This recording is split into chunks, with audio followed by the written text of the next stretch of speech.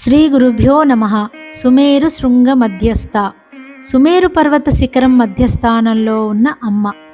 మన శరీరంలో ఉండే వెన్నెముకకు మేరుదండం అని పేరు. వెన్నెముక పైకొన మేరు శిఖరం. వెన్నెముకలో ఉండే సుషుమ్నా మార్గం పైకొన వద్ద సహస్రార కమల మధ్య స్థానమే సుమేరు శృంగ మధ్యస్థానం. శ్రీచక్రంలో 3 శృంగాలు. ఆ త్రికోణంలో తూర్పు కోణంలో ఇచ్ఛాశక్తి, నైరుతి కోణంలో క్రియాశక్తి, వాయువ్య కోణంలో జ్ఞానశక్తి. ఈ మూడింటికి మధ్యలో ఉన్న బిందువే మేరు శృంగం. అక్కడ అమ్మ ఉంటుంది.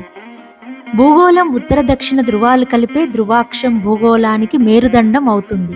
ఇది భూమి మీద ఉన్న జీవుల సామూహిక మేరువును సూచిస్తుంది. నవగ్రహాలన్నింటినీ కలిపి ఒక సామూహిక మేరుదండాన్ని ఊహిస్తే అది మన సూర్య కుటుంబానికి మేరుదండం అవుతుంది. ఈ బ్రహ్మాండ మేరుదండాన్నే సుమేరువు అంటారు. ఈ సుమేరువు యొక్క ఉత్తరపు కొనను బ్రహ్మాండంలో అమ్మ స్థానంగా సమన్వయపరుచుకోవాలి. పాలపుంతను బ్రహ్మాండం యొక్క అక్షంగా అర్థం చేసుకోవాలి. పాలపుంత కూడా వెన్నెముకలాగా ఉత్తర దక్షిణ దిశల వైపుగా విస్తరించి ఉంటుంది. వెన్నెముకను ఆధారంగా చేసుకుని జీవిదేహం ఏర్పాటయ్యే విధంగా ఈ పాలపుంతను ఆధారం చేసుకునే బ్రహ్మాండం ఏర్పడుతుంది. సమస్త జ్యోతిర్గణములు, నక్షత్ర సమూహాలు ఏ కేంద్రాన్ని ఆధారం చేసుకుని తిరుగుతున్నాయో ఆ కేంద్రమే సుమేరువు. విశ్వానికి కొనయే సుమేరువు. ఆ కొనయందు మధ్య కేంద్రమే అమ్మ స్థానం. పాలపుంతను పాలవెల్లి అని కూడా అంటారు.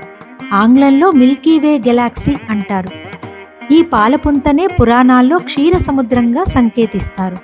పాలకడలిపై శేషతల్పమున పవలించేవా దేవా. ఎదగడం అంటే సూక్ష్మం వైపుకు, పరమాత్మ వైపుకు ప్రయాణం అనగా సహస్రార స్థానంలో బిందు రూపంగా ఉన్న శివశక్తి రూపాన్ని దర్శించడం. దిగడం అంటే స్థూలం వైపుకు, అంటే భౌతిక ప్రపంచం వైపుకు దిగజారడం.